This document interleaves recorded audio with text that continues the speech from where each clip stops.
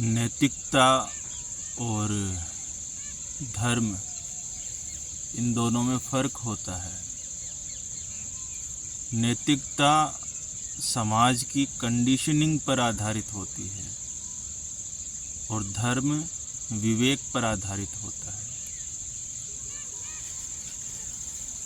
जब हम रामचरितमानस पढ़ते हैं तो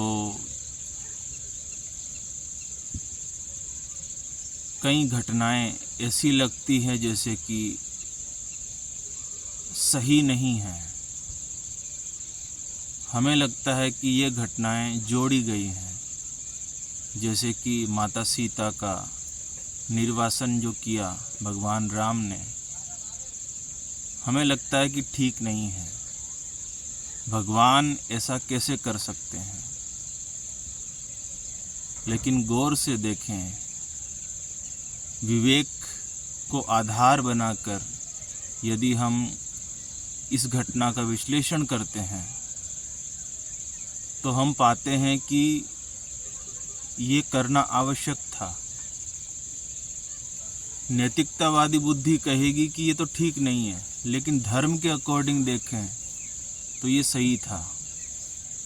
कारण क्या है कि भगवान राम जब रावण का संहार करके अयोध्या वापस लौटते हैं तो काफ़ी प्रसिद्ध हो गए थे।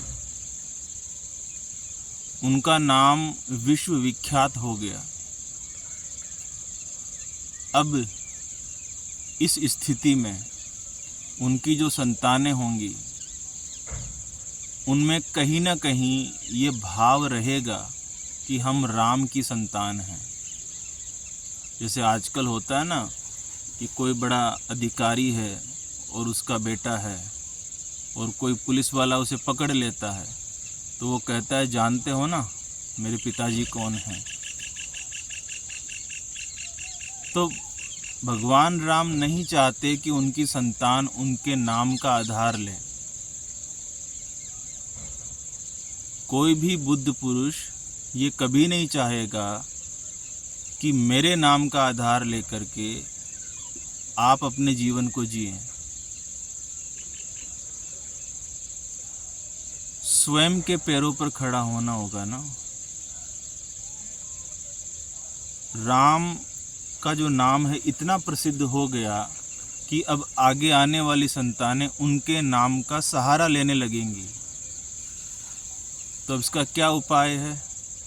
उपाय ये है कि राम के नाम से अपनी संतानों को दूर कर दिया जाए, आश्रम भेज दिया जाए। इसीलिए माता सीता को आश्रम भेजा गया, जहाँ उनके 2 संतान हुई, लव और कुश। उनका पालन पोषण आश्रम में हुआ, अनुशासित जीवन जिया, अपने बिस्तर को खुद लगाया, अपना भोजन पकाया, जंगल से लकड़ियाँ काट कर लाए, गुरु की सेवा की। उन्हें स्वयं को जानने का अवसर मिला। और यदि वे महल में रहते तो चारों तरफ दास दासियाँ रहते, दरबारी लोग रहते जो उनके सामने हाथ जोड़ के खड़े रहते। ऐसे में कोई व्यक्ति अपनी क्षमता को नहीं पहचान सकता। जब भगवान राम ने अपने पिता दशरथ का सहारा नहीं लिया तो वे अपनी संतानों को अपने नाम का सहारा कैसे दे सकते हैं? माता कैकेयी ने जब भगवान राम को वनवास दिया 14 वर्षों का, तो उसके भीतर एक योजना छुपी हुई थी।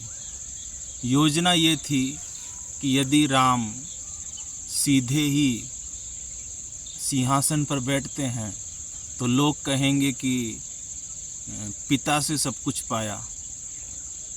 एक अवतार हैं, अवतार तो स्वयं कमाते हैं, अपना सिंहासन उन्हें स्वयं कमाना होगा। इसी बात को सोच करके माता ने भगवान राम को वनवास भेजा। अब लोग कई बातों को गलत समझ लेते हैं, वो गहराई में नहीं उतरते हैं इतना। बस यही विवेक वाली दृष्टि रखनी है कि विवेक भविष्य में होने वाली घटनाओं पर आधारित होता है और नैतिकता समाज का ध्यान रखती है कि लोग क्या कहेंगे। यदि भगवान राम जंगल नहीं जाते तो शायद अहिल्या का उद्धार नहीं होता, बाली और सुग्रीव का जो विवाद चल रहा था उसका निराकरण नहीं होता, रावण का वध नहीं होता, हनुमान को दर्शन नहीं होते, बहुत से राक्षसों और दैत्यों का संहार नहीं होता। तो सब कुछ योजना पूर्वक किया गया था। इसी प्रकार यही योजना अपनाई गई थी माता सीता के निर्वासन में, ताकि आने वाली पीढ़ियां अपने स्वयं के बाहुबल के आधार पर अपना जीवन बताए,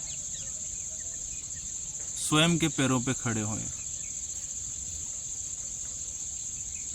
स्वाभिमान होता है ना, एक स्वाभिमान,